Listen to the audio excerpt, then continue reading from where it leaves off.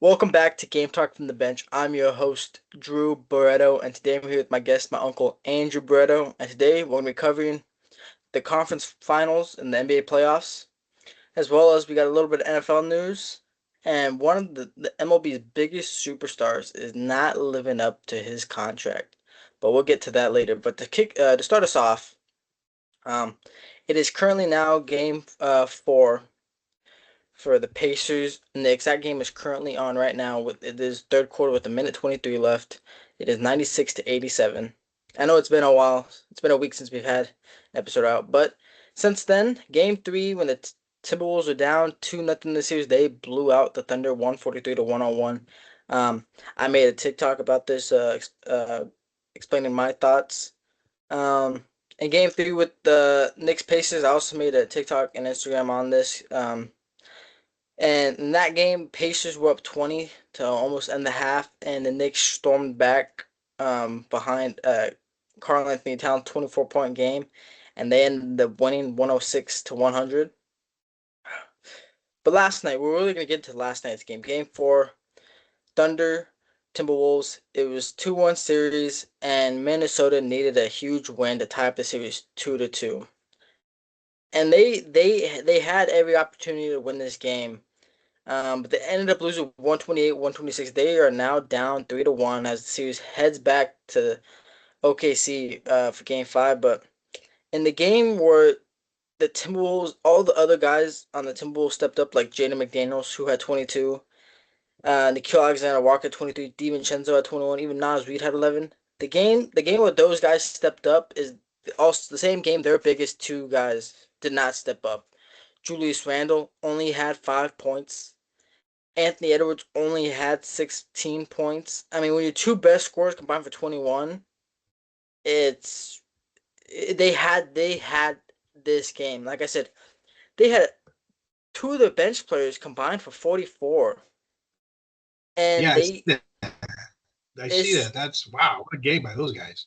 yeah, they were on fire yesterday, and all you didn't need crazy games from your two main guys, but you just couldn't have them combined for 21. I mean, in a must-win game 4, I saw a stat saying like Anthony Edwards was averaging 38 points in game 4s of the playoffs, and they come out there and put up the two of them combined for 21 points. That's just to me, it's unbelievable. I mean, Yeah. especially when Jalen Williams put up 34 and Shea put up almost a 40-point triple double. I mean, you know, that's just almost like a slap to the face to those Timberwolves fans. Yeah, they got the Thunders, they got their big three as well, right? They looks like they went off on that game with SGA doing his part as always, playing at MVP level. Jalen Williams, I believe that's his highest scoring playoff game so far in his young career. 34, Chet Holmgren 21, and Caruso also chipped in with 10. But yeah, that was enough to beat, like you said, the bench play of the Timberwolves, which I thought they had the advantage with all Nas Reed, DiVincenzo, Alexander Walker. Um, but all it takes is two of your main guys.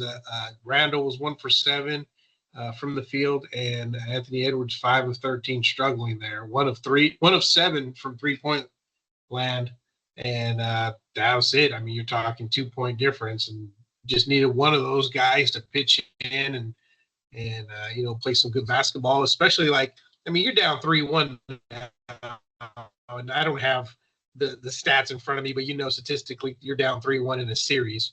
There's a big, huge chance you're going home. Yeah, and obviously, people bring up the last time the Thunder were up 3-1 in the series. They obviously blew it in game 7, but they blew it to the one and only Stephen Curry and that Golden State Warriors 2016 team.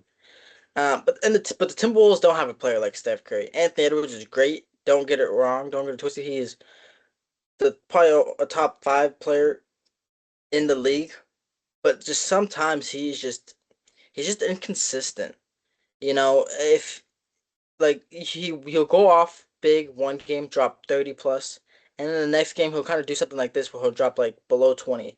And you just can't have that, especially in the biggest games. I know his career is still young, but right now is the chance that they have a chance. Right now is the time they have a chance to win, and he can't be doing that. I know he said he didn't struggle last night because he didn't shoot the ball poorly, but when you're scoring 16 points, it looks like a struggle. You're supposed to be a guy that's pinning up 25 plus, especially when you're playing against the MVP, right? You want to take down the MVP, but it looked like last night they don't want it. All the other guys stepped up. DiVincenzo was on fire.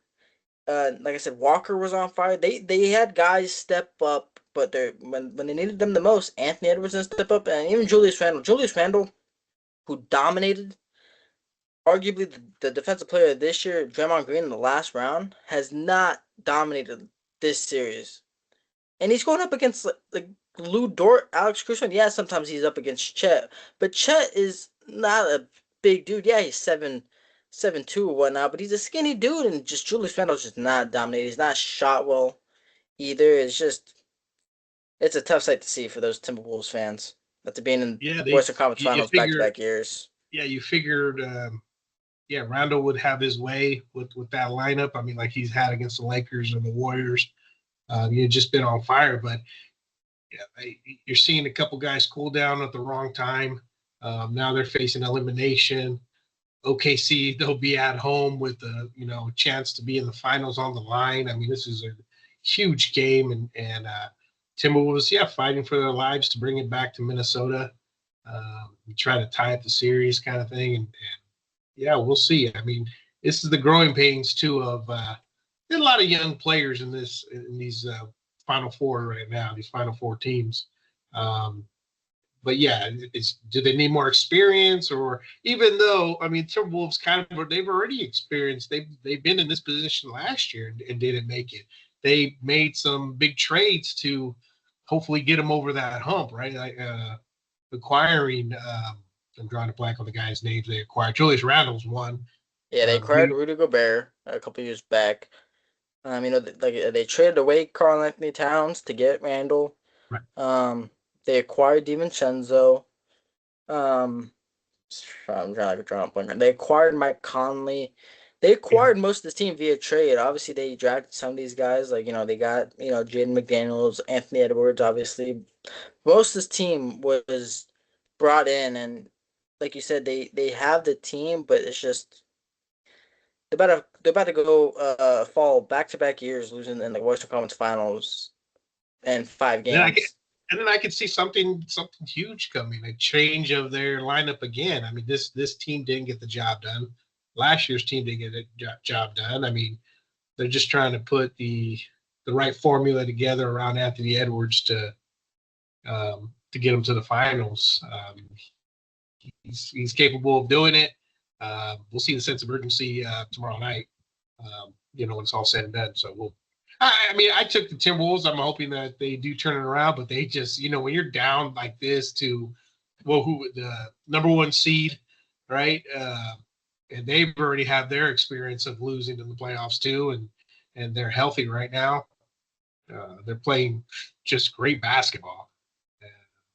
And yeah, that's going to be hard to touch. That's hard to beat too. So you have to give credit to the OKC for just doing what they're expected to do. Yeah, like you said, obviously they didn't get the job done last year, so they made the trade. They saw, Carl and Rudy weren't gonna work, the two big man lineup. So he said, you know what, we're gonna ship Carl. We brought in Julius Randle, we brought in DiVincenzo, and I mean, it looked great the first two series. Randle was playing his best ball. You know, they easily dominated the Lakers, and obviously they dominated the Warriors without Steph. But now they're playing, a fully healthy team. I mean, the Lakers were fully healthy, but now they're playing, like you said, the number one seed, and now their second biggest star has just not shown up when they needed him to.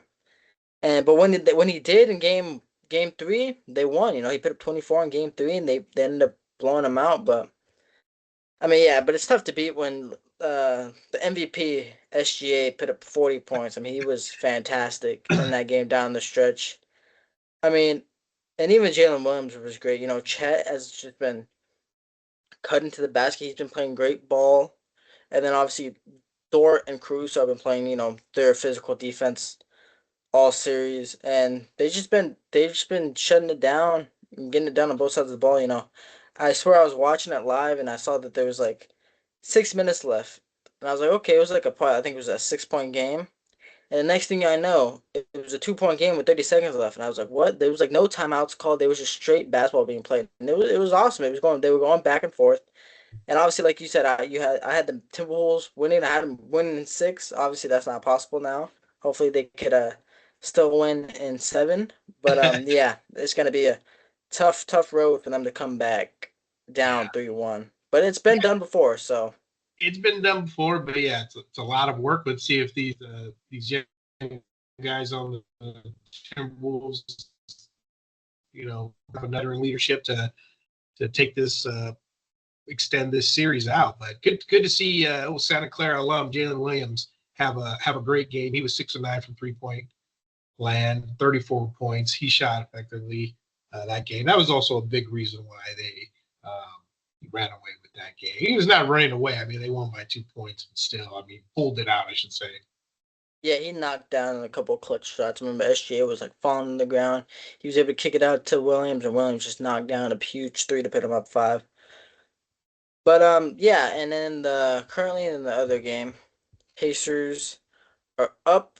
Oh no, I think I need to refresh this. I think it's the fourth quarter now. Pacers are up 104-93. There's 10 minutes left. Obviously, the Pacers have been playing great. Halliburton's been playing great. They've been shutting down the Knicks. The Knicks haven't been able to close out games. They were able to close out game three after the disaster that the Pacers had in the second half. But I had Pacers winning in seven, but this series might end sooner.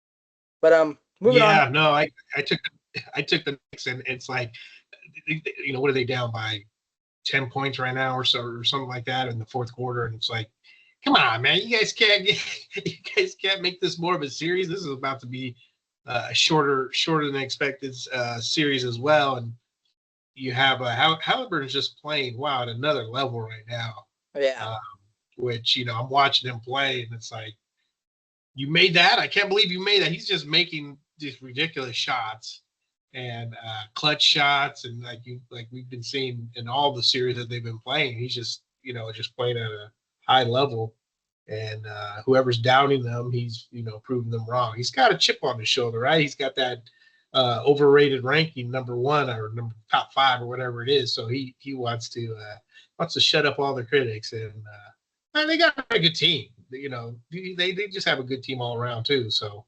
um, yeah, so we'll see if the Knicks can pull it out and even up the series tonight.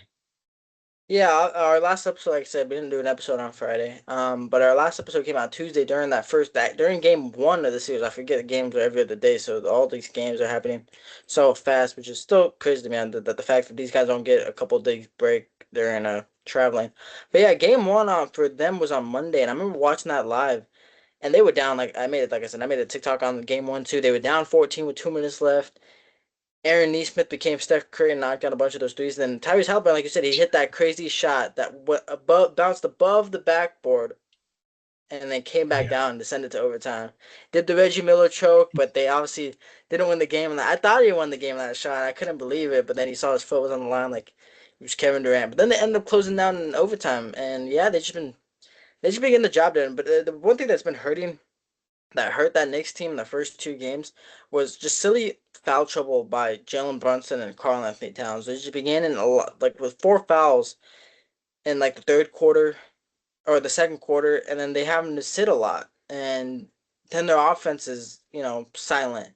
And it's just they can't be those two guys especially can't be affording to get into foul trouble because there's only so much offense coming from OG Anunoby and Mikal Bridges.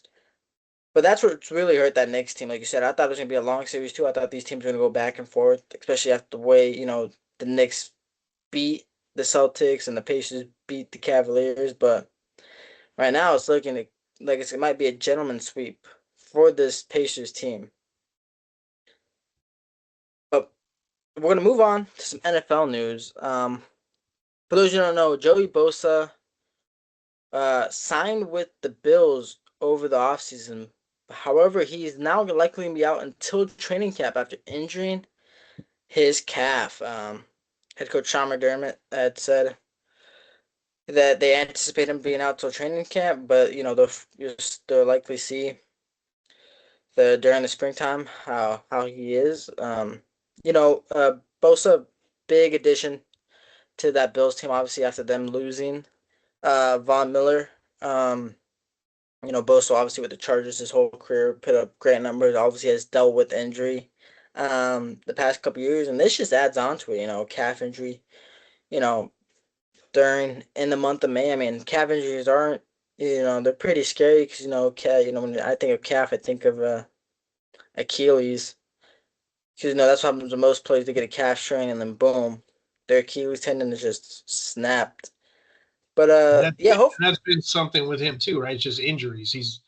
yeah. It's plagued him. He hasn't played full seasons because of injuries and he signed he signed a 1-year deal, and I know the Bills, like you said, there's a void there, and Bosa's a good player, and it's kind of like when that guy goes down and just says foreseeable future he's down, it's just it puts a wrinkle in your plans, especially the Bills, who their aspiration is Super Bowl like every year. As soon as as Josh Allen's been since he's been on the team, that's just where the Bills have been, and they're just trying to add to make that run in the Super Bowl and beat the Chiefs.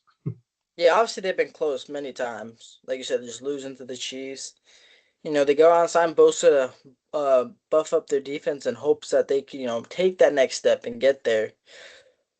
But it's tough when you sign a guy that's somewhat injury prone. Like you said, now he's got this injury. Obviously, you need him healthy for the whole season. You can't just have him, to start the year, then him get re-injured again. So it's, if I was the Bills, I'd take this very, I'd take precautionary measures on this injury because I don't need him going down at the end of the season or even in the middle of the season. Because they're gonna need him. He's a great defensive edge rusher.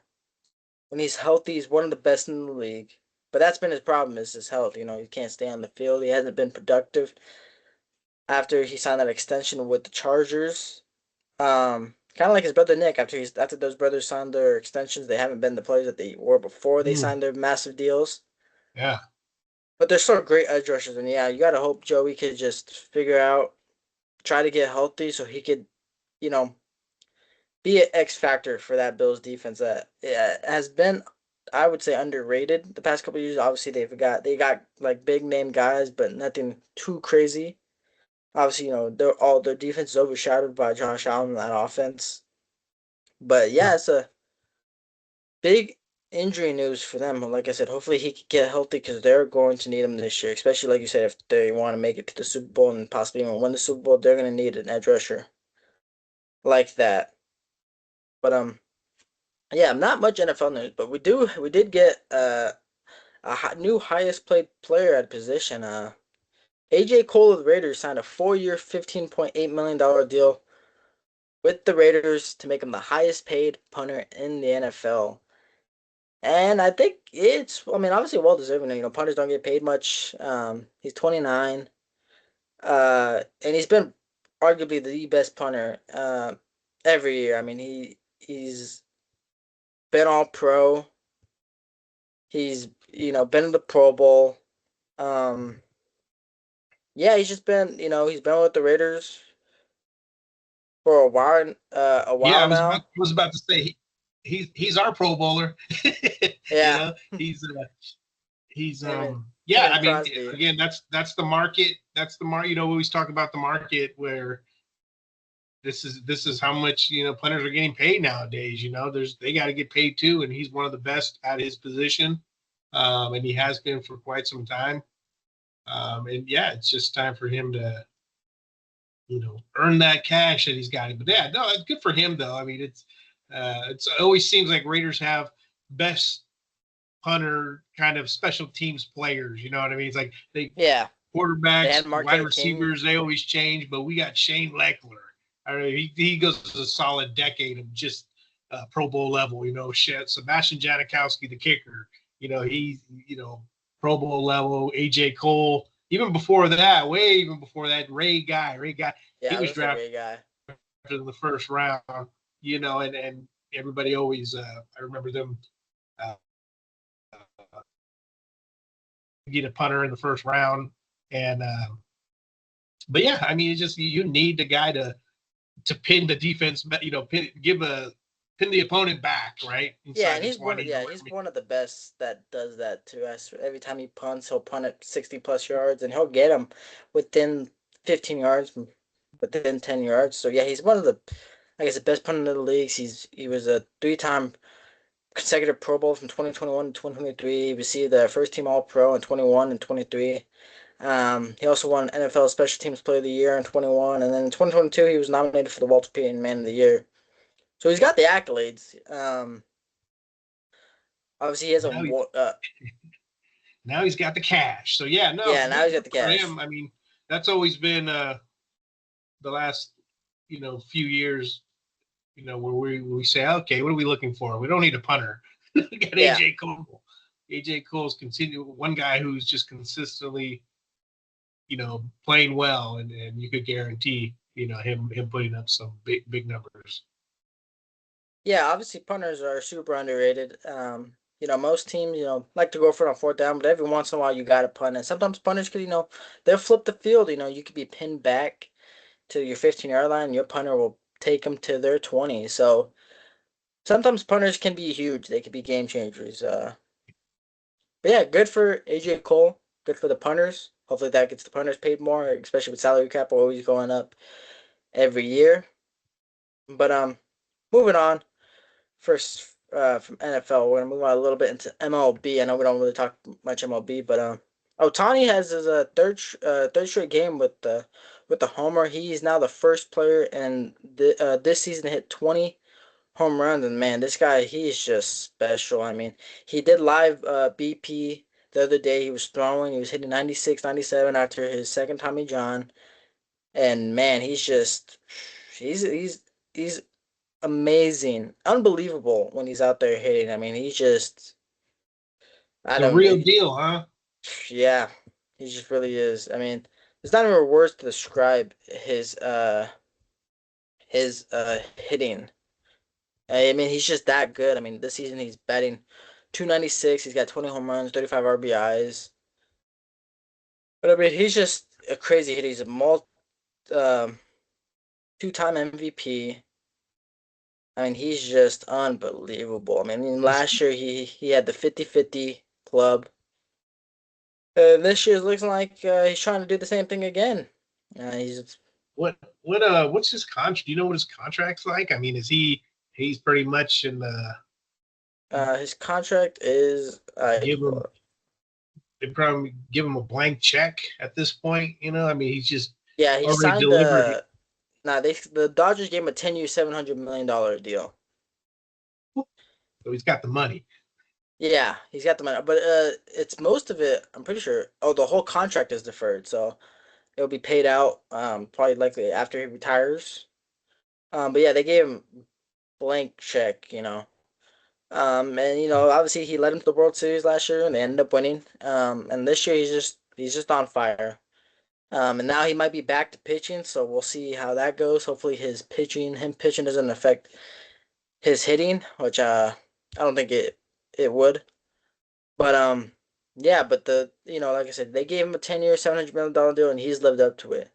And this past off season, one guy got close to 800 million, and he has not lived up to it. Over the Uh, offseason, Juan Soto signed a 15-year, $765 million contract with the Mets. Um, and this season, he's just been nothing short of a disappointment. He's batting 233 on the year.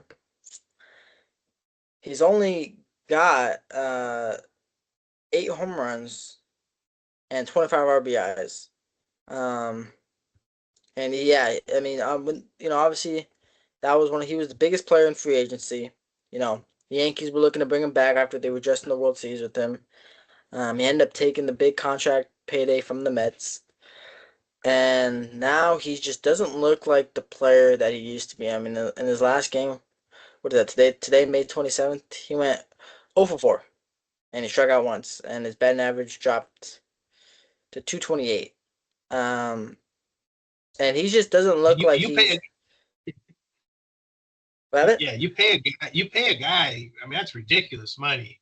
Yeah, Yeah, if you compare him to Ohtani, like as a player, you got to produce, and especially the Mets just trying to crawl out of trying to gain that first place in the East.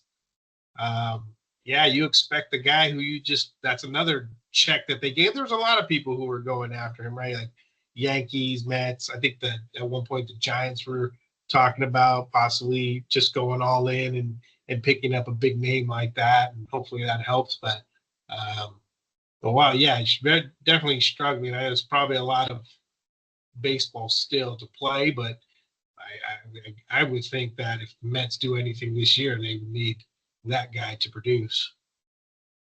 Yeah, I mean, they're still, the Mets are in a good spot. Um, in the standings, I'm pretty sure they still lead the NL East. But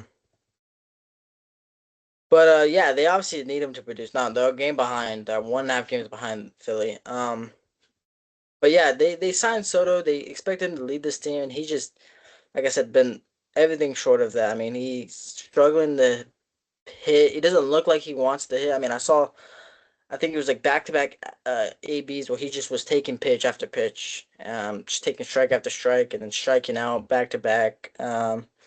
Obviously his defense isn't like crazy good. His defense is probably below average.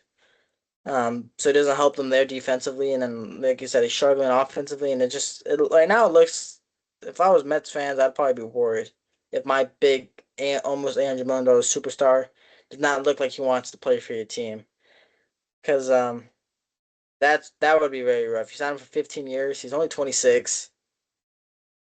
That Your if he hope, the hopes that the Mets fans had, right? They signed him, everybody gets excited. We got this big name player, and then he doesn't produce, and now they're just uh, hoping that the season turns out okay despite his struggles, and hopefully he turns around at the either now or until the end of the year when they make a playoff push. Yeah, I mean last season he batted 288. He had 129 walks to his 119 strikeouts. Obviously, he does have 41 walks to 40 strikeouts. He had 109 RBIs. I mean, he was great last year. He had, I believe, 38 home runs. No, 40 something home runs did he have last year? But yeah, he was great. Um, let's see. Where's home runs at? He had 41 home runs last season. The year before with the Padres, he had 35. Um, Currently he's only at 8, and we're 54 games in. So yeah, he's definitely just not living up to that contract. Hopefully he turns it around because, like I said, he's only 26. He's one of the great young superstars in the league. And hopefully for Mets fans, he does turn it up because that's a lot of money that is not deferred. Unlike Ohtani, Ohtani's contract is deferred, so they were able to sign all these other big name free agents, but they did not defer Soto's contract, so they weren't able to hand out big paydays. Obviously, they did extend Pete Alonso, and they have Lindor, but yeah, Soto struggling is not good for the Mets, and they gotta hope he starts to find his love for the game again. Otherwise, it might be a long season for that Mets team that's got to battle and try to carry his weight. But yeah, that will be all for today. Thank you all for tuning in. I know my guest, my uncle, he wasn't feeling the best today, but he tried to give it his all. Thank you all for tuning in. Don't forget to like, subscribe, and comment. We are on Instagram, YouTube, Spotify, and TikTok. I'd like to thank my guest, my uncle. Thank you for joining me today. And until next time, stay ready.